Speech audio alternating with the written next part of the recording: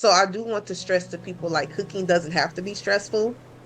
You don't have to follow all the recipes to a T. This isn't baking. Like baking is not, that's not my ministry. That's why I tell everybody that's not. So when it comes to cooking and just making meals for yourself, you don't have to worry about having the perfect ingredients and the perfect, like it doesn't even have to look perfect. It just need to taste good.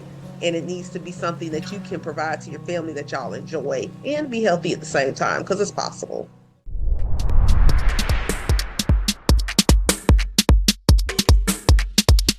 Hello, and welcome to another episode of Chatting with Experts, where I speak with phenomenal women from Africa, from the Caribbean, and in the diaspora. Today, our topic is practical and easy nutrition tips. And my guest, who will join me in a minute, says she's going to be discussing the nuances of healthy eating patterns and how to make them accessible and adjustable to one's lifestyle. I'll tell you a bit about her. She's a dedicated plant-based registered dietitian nutritionist, or RDN, who is passionate about improving health through nutritious, affordable, and accessible plant-based eating. With a mission to empower families to increase their fruit and vegetable intake in culturally relevant ways, she helps clients create sustainable, balanced meals that support long-term well-being. I can say so much about her, but why don't I do this? I'll welcome Demetria Cox-Thomas to the show. Welcome, Demetria. Hello. Thank you so much for saying yes to come into the show. And, I know that there's a lot that I left out in your bio. So tell the audience a bit more about you. I know that you are the CEO of D Veggie Nutrition. What else do you do within D Veggie Nutrition not that I forgot to mention, but that I left out because it's such an impressive bio that you have here? Thank you. So at Veggie Nutrition, I do group nutrition counseling. I do cooking classes. So I focus on culinary education and also do nutrition education through the group nutrition counseling. And I do presentations all the time just about plant-based nutrition. That's my focus because, when we boil down to it, we don't eat enough vegetables. We just don't, a lot of times, at least here in America, we don't eat enough vegetables. So my company just encourages people, hey, this is really easy. Use your spices. Like we do different techniques to help you eat more of your vegetables. Right. So how does that work? I mean, we talk about eating vegetables, but a lot of us live in communities where we don't have access to, vegetables, either because we don't have the land to plant it on, or we're in cities, or we're in what do we call them? Food deserts, I think we call them. Yes, or we call them food apartheid areas. Yes. Yeah. Yes. Tell me more. Yes. So how do we do that? So I do it at least here in Charlotte. I do work a lot in food access spaces. So I Mhm. do have first discussions when I meet with my clients. What are you currently eating? How do you currently access food? And from there, we can discuss how you can incorporate more vegetables, whether it's me helping you getting access to them first before we have those discussions, or me getting an idea of what you're already doing and kind of adjusting what you're already doing to include more vegetables. So it literally is catered to the individual person because we are so different in how we get vegetables, how we can afford them, money, being able to get them. So I always like to say canned, you can do canned veggies, you can do frozen veggies. They don't always have to be fresh, but we just want you to get your vegetables. I like that. So start where you are because sometimes that could be the obstacle to even starting like, oh my gosh, I don't have Right. access to this. So if you have access to canned vegetables, start there. If you have access to frozen vegetables, start there. That's what I'm hearing from you. Yes. Mhm. Okay. So you say you do group counseling. So the group counseling Is it in person or is it hybrid or So virtual? How does that work?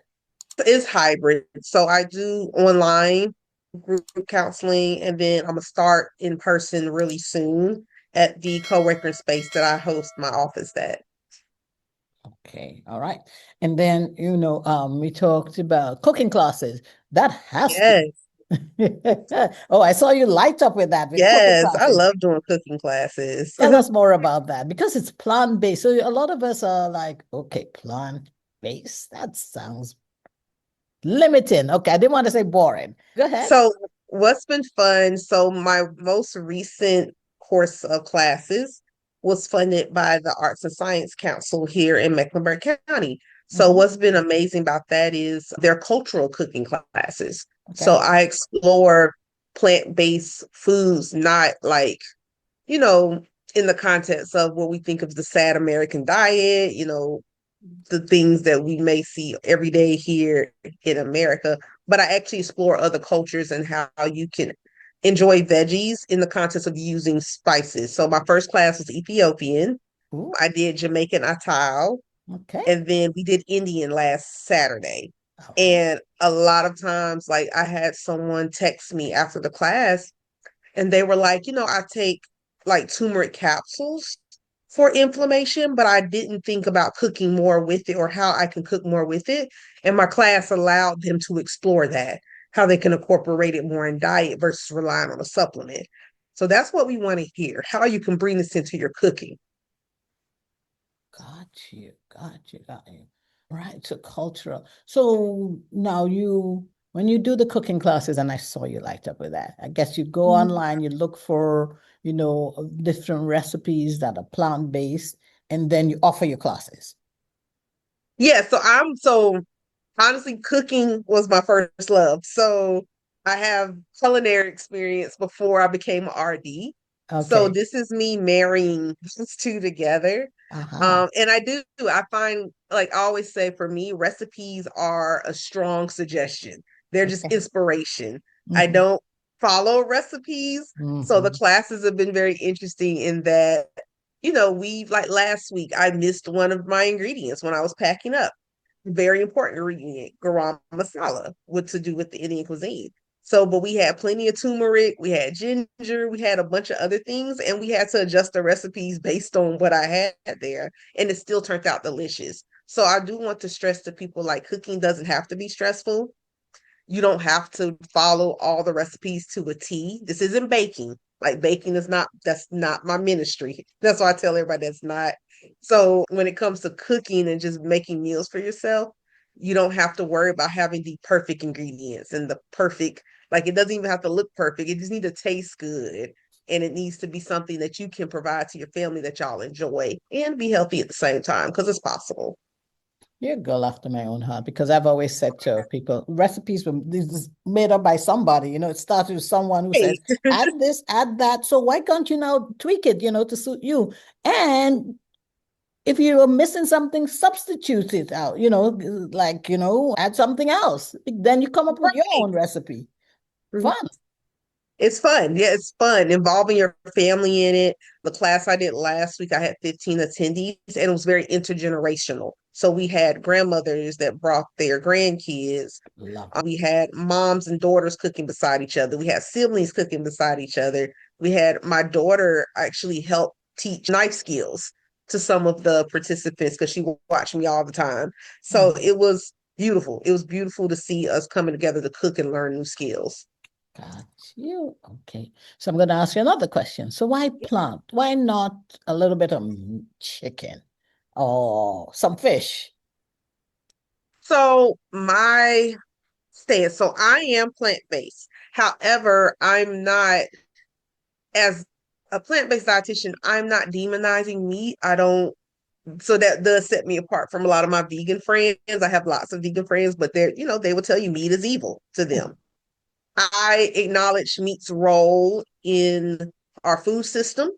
I'm friends with lots of farmers, so I don't have that same strong, like, no meat ever. But statistically, it's shown that over 90% of our total population here don't get enough vegetables. And because of that, I said, okay, let me admit that, okay, we're good on meat. We know how to cook meat. We know how to enjoy meat. I don't think that's the issue. If the issue is vegetables, let me just focus on vegetables and how to make them taste just as good as your meat, main meat. And then for me, when I transitioned, the more I learned how to cook vegetables and enjoy them, the less I wanted meat. So that helped my transition, but I don't go about it trying to convert everybody. It's like, look, you got this. Let me help you here. That's an aha moment for me. So now I get it. As you said, the meat lovers or the meat recipes or everything dealing with meat, that's already been taken care of. That's hard to take up. That's good. Uh, so you were dealing with you saw a shortage, you saw a problem, and you said, let me take care of that because Yeah. we don't get enough vegetables and plants and fruits. And so let's take care of that. And that's what you're doing. You're taking care of a deficiency or something that you noticed in the community was lacking. Yes. Yes. Got you. All right. So how do you encourage people now to make time for that healthy eating? How do you, I know you said start where you are with what you have, and then how do you now make time? Because sometimes you have to go find those things that, even though you have it, like, okay, if you have frozen, you have to think about how to make those recipes taste good. I Yes. noticed you said it doesn't have to look good, but it has to Mhm. taste good. Has to taste good. Because I don't know if you ever seen when I make curries, I can't make them camera pretty all the time, but they're like the best tasting things ever. But I know one of the things I like to start with when I have conversations is like, okay, you have your frozen veggies. Great. What spices do you have in your cabinet? Mhm. Like if you was to look at my cabinet, I have all kinds of spices. And to show people, hey, there's more than just garlic powder and onion powder, which are key staples in my pantry.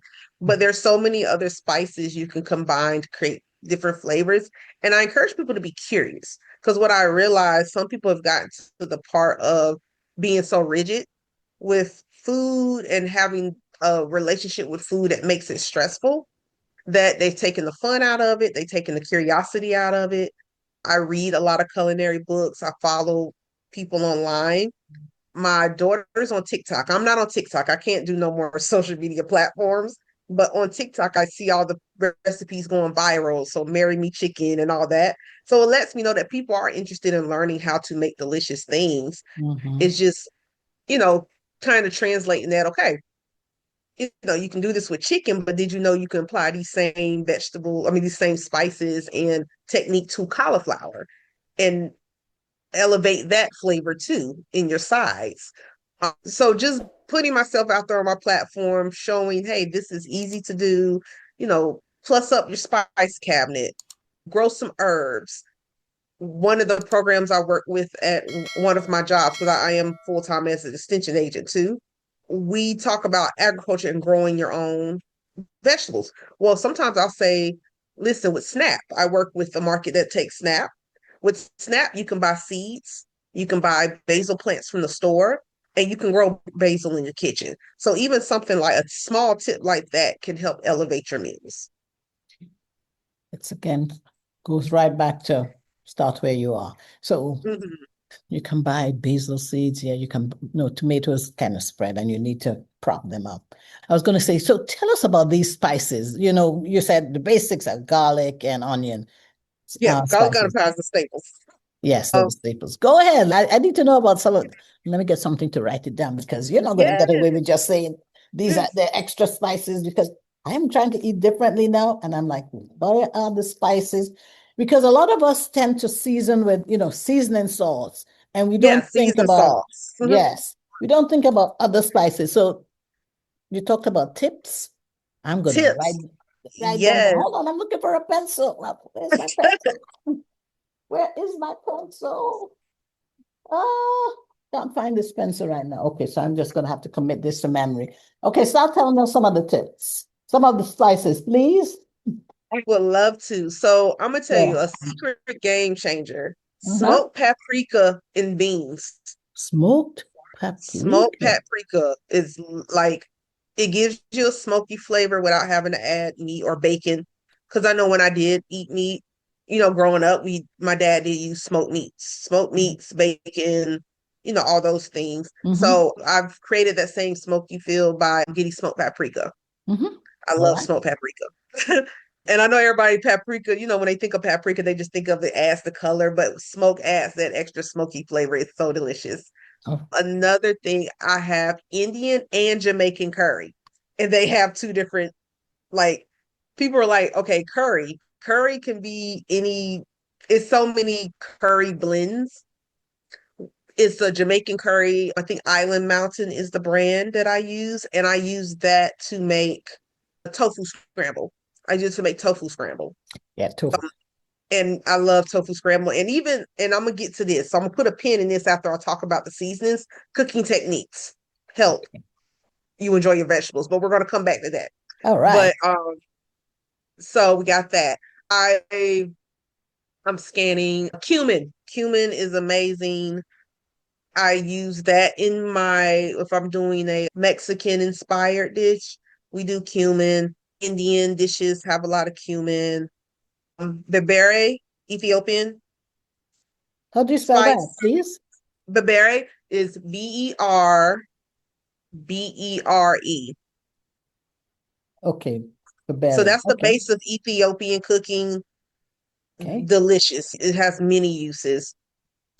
Trying to scan. So much. Your regular herbs, so your basil, oregano, marjoram. I use them, not just for Italian cooking, but I may just do some green herb potato. Like if I just want to fry my own fries, because sometimes I don't buy the frozen ones, and the frozen ones are fine, and you can add these seasonings to the frozen ones. But if I'm making my own potatoes, I'll do just green spiced potatoes. I'm trying to make sure I covered everything. Or the Indian curry I use for my curry chickpeas.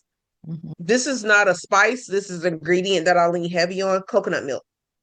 Okay. Coconut milk gives me the creaminess that I would get from using milk, cow's milk. And I'm visualizing my cabinet. Okay. I use canned beans a lot. I love using canned beans.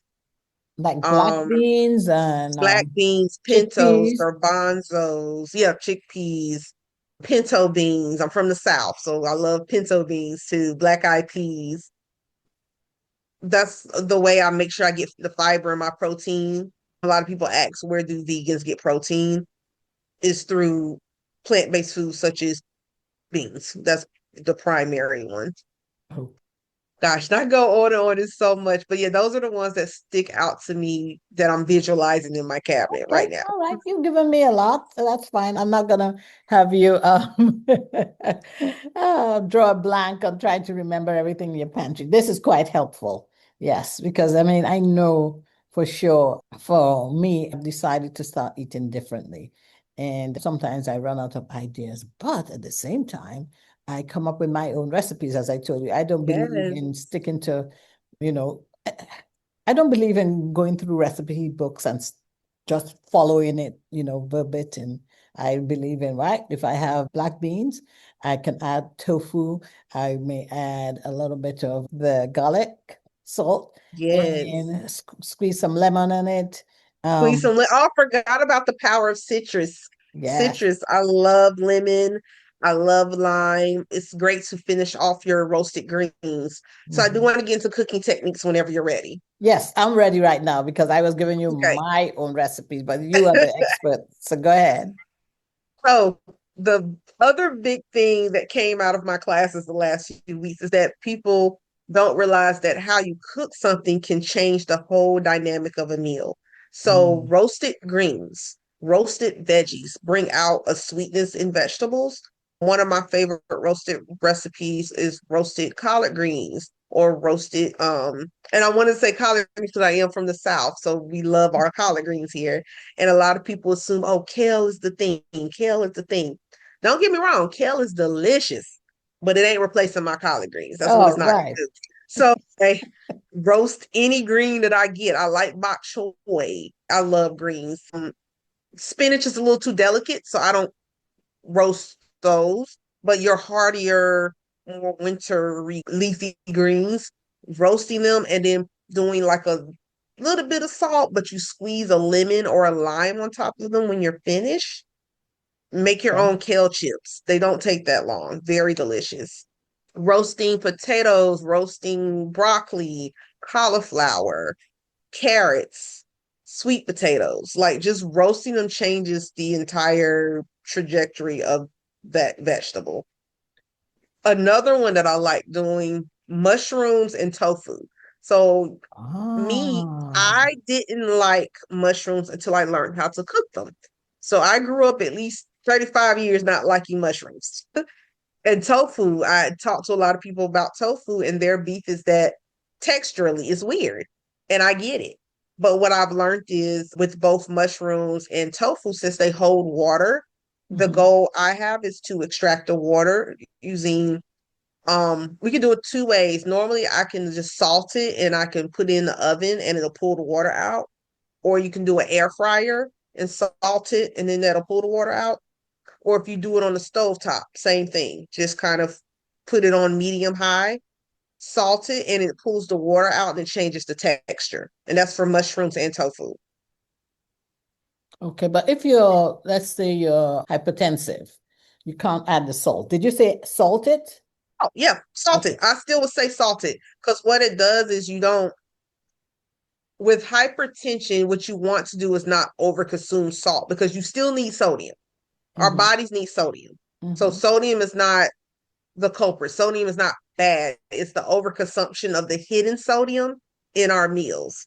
Mm-hmm. So the way I kind of combat that is if you salt your mushrooms, you just use, I'll estimate, like it depends on how many mushrooms you have, but you'll do like a good, just a small bit of salt, but you want enough so it can draw the water out.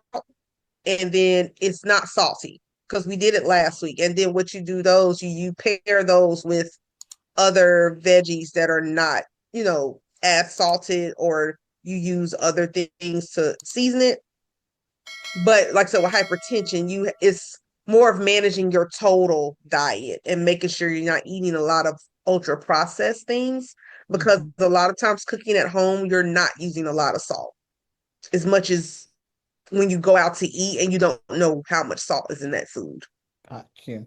Got you. So it's all about managing the Hmm. sodium content. Oh. Yes.